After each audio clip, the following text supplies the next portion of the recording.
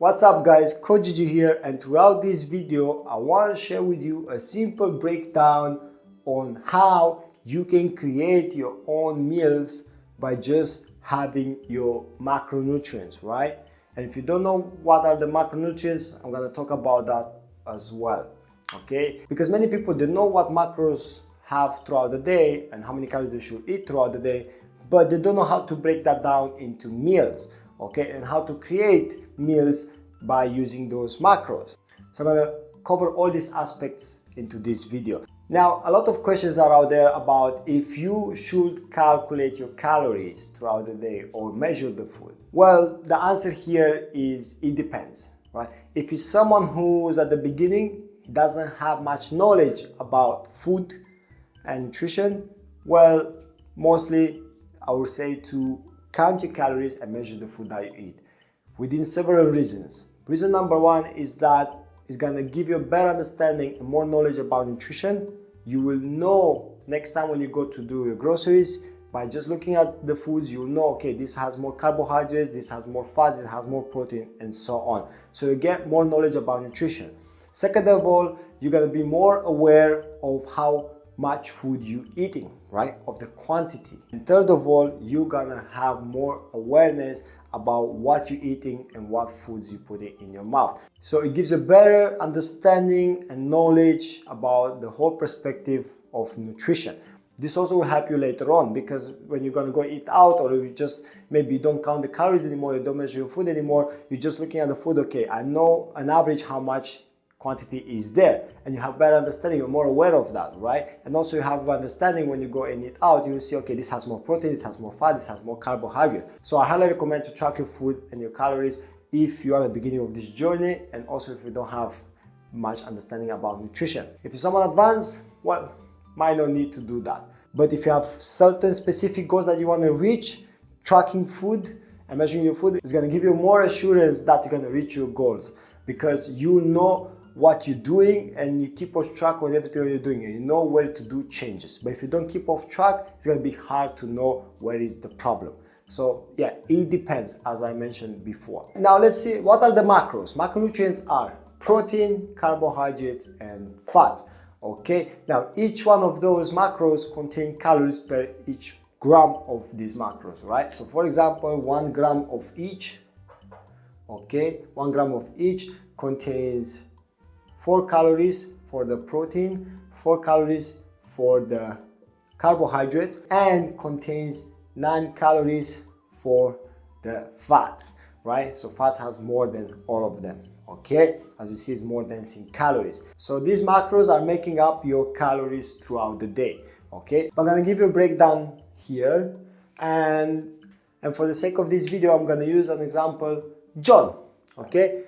John find out what are his macros for the entire day, okay? These are the macros that he needs to eat, which are 160 grams protein, 250 grams carbohydrates, and 50 grams of fat, which in total the calories are 2,135 calories. Now, from where we take this number?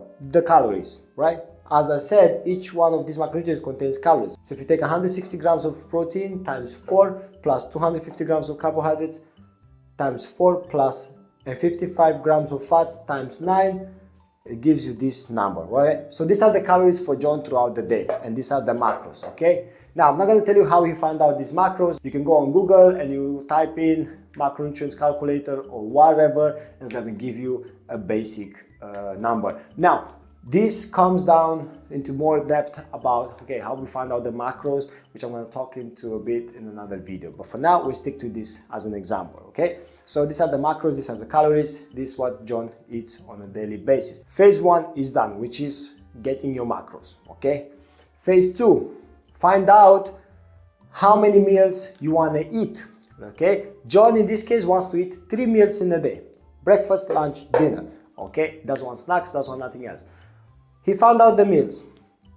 Phase 3 is going to be break down these macros into these 3 meals, as I did here, 1, 2, 3, okay? Simple as that. So all these numbers needs to be divided in 3 meals, okay? So at the end, you're gonna eat the same amount of macros and calories, okay, within 3 meals. Now, you can differentiate the numbers up to you in your own preferences, like if you want to eat more carbs, more protein, whatever, depending on your goal. I'm not going to go into many details here, right? But as an example, we have here as a breakfast, he has 50 grams of protein, 75 grams of carbs, 15 grams of fat. As lunch, he has 60 grams of protein, 100 grams of carbs, and 10 grams of fat. As dinner, he has 50 grams of protein, 75 grams of carbohydrates, and 30 grams of fat, which are the remaining. After you calculate all this together, you get this number, okay? So you just split the macros into these 3 meals. Now, these numbers can be different. For example, up to you. You can have maybe 70 grams of protein instead of 50. Or here you can have maybe 150 grams of carbs instead of 100. I hope you understand what I mean by that. But also, if you have 4 meals, again, you break these macros into 4 meals. If you have 4 meals, 1 snack, you break these macros into 4 meals and 1 snack. But at the end, you should have the same macros and the same calories, okay? Keep that in mind. Now, we finished with the phase 3. Now, how I know which foods contain these macros and how I can create my meals? Well, look here. I'm gonna give you some basic understanding. So for example, protein, okay? We look at eggs, okay? Fish, okay? We can look at yogurt. All right, let's look at carbohydrates. Carbohydrates can be bread, can be rice, right? Can be potatoes, okay, as an idea. Okay, now let's look at fats, which contain fats. Okay, let's look at fat, which are nuts, avocado, and then we can look at olive oil. All right, easy. So this is an idea, okay? Now, you might see this list here, which has lots of ingredients with protein, only protein, the most high in protein. And then another list has mostly the foods that contain the highest amount of carbohydrates per 100 gram. And now we have a list with the fats, like the foods that contain the highest amount of fats per 100 gram, right? And now what you can do is to select your meals, to create your meals. You just look at this list and look, okay, as a protein source, I want to have eggs in the morning with some bread as a carbohydrate and, for example, avocado and olive oil to make the omelette or whatever to make the egg, and avocado to have with the bread as a toast maybe, right? So I created already the breakfast. Let's say as a lunch, maybe I want to have some potatoes, I want to have with some fish, and maybe I want whatever, maybe again, some avocado.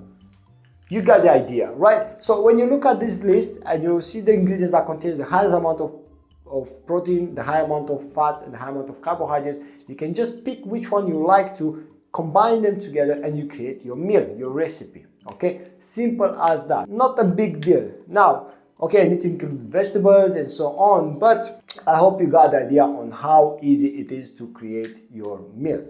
Simple as that. If you don't have an understanding about which food have the highest amount of protein per 100 gram or carbohydrates or fats, you can just look at this list and you can have an idea. You can go on Google and find out, like just typing in list of foods with the highest amount of protein per 100 gram. Boom, you get the list. Or you write carbohydrates, fats. You got the idea. So this is the basic point on how you can create your meal plan. I hope this video gave you a bit of understanding on how easy it is to create your meals based on your own preferences and your own schedule and based on the macros that you have throughout the day. Okay, I hope it's helpful, you got some understanding, and good luck.